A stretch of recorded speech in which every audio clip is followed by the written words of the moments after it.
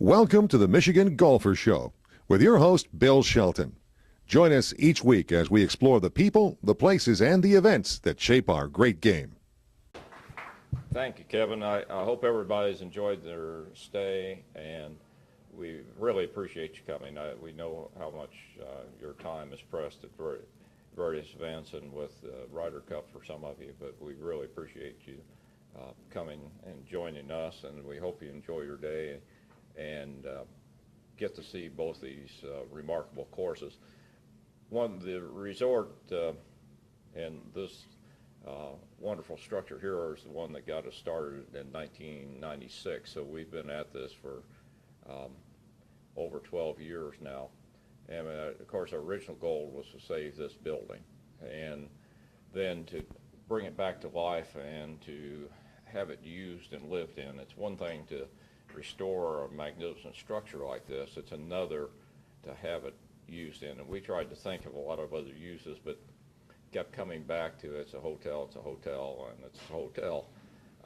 And so then we had to move from that to try and get other things to help support and make this really truly a resort. And then we engaged in getting the license, which had been gaming license, which had been used or approved for Patoka Reservoir and had never been issued because the Corps of Engineers wouldn't allow it, to get the legislature to move it, which was a major job, as you can understand, in a state like Indiana.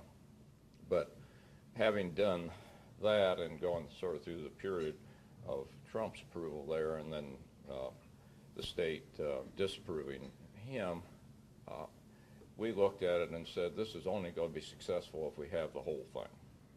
That the whole was much greater than the sum of the parts in this case. And to make this truly what it was at one point in history, when you had 8 trainloads of people coming in every day to this town and this resort area, we needed to have both hotels. We needed to have the historic Donald Ross course, which you're really fortunate that that course had not been modified over the years. You had the original plans, and we had a picture from the air in 1926, so we could take it back to its historic original meaning. There had been 2 Bindalow courses built in around 1902 here, one on this site and one over in the Valley course. So you had another historic design, and then we also out front, you can still see the remnants of that course, and we'd like to put in where people could go out and play with the old clubs and balls, so you had sort of another experience. And then to add to that, we needed to have a significant championship course. And we talked to several designers, but the guy who really had the passion and understood what we wanted to do was Pete Dye. And I think arguably is probably the top designer of this period. So for us, the experience was a historic course. PGA played there, give you an opportunity to go play something that was in 1926, which is something I always love doing. You know, if I can go back and play it the way they played it, it is a special event to me. And then to play a Pete Dye course at Whistling Straits and that's another special event to me. And to put those 2 experiences together in one location was something special for a golfer to have the opportunity to do that.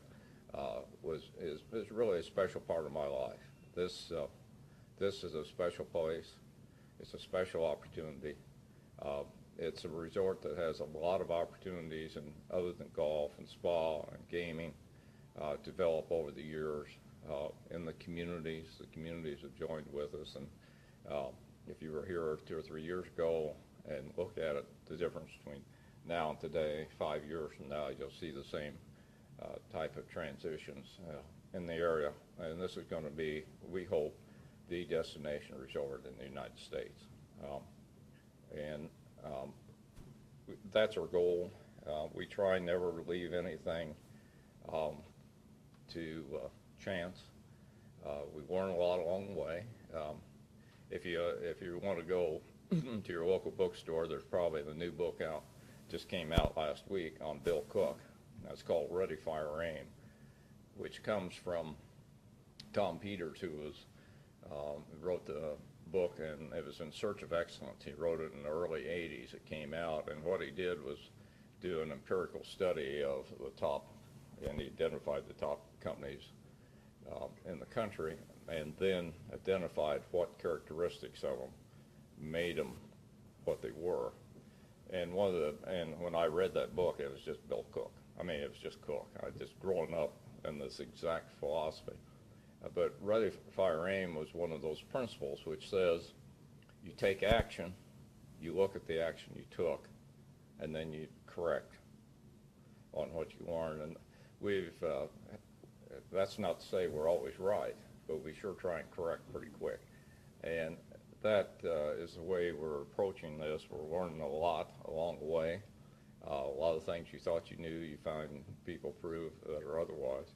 But I think our target is clear, to be the top resort in the United States and have the top golf experience in the United States in this location. You don't get there overnight, and it takes a lot of work, a lot of money, a lot of effort, a lot of attention to detail. But we'll give it all those things in our best effort. And I would say, once again, I couldn't have asked more of anyone than Pete Dye. He has given his heart, soul, time, body to this. He's been on site walking that course over 100 times. And in here a couple days a week, he and 60. But he has really put his time in there. The other thing he's interesting, he's a lot like Bill Cook because he's a visual person. You know, you don't get a lot of piece of paper and documents, but you get a bulldozer moving around a lot and a lot of adjustments. And he obviously works on Ready, Fire, Aim too, because you'll see one of the holes that just got changed. So it was built, finished, and then we had to correct the action. So even though he wasn't in the Tom Peters list, I think he operates on the same principle. But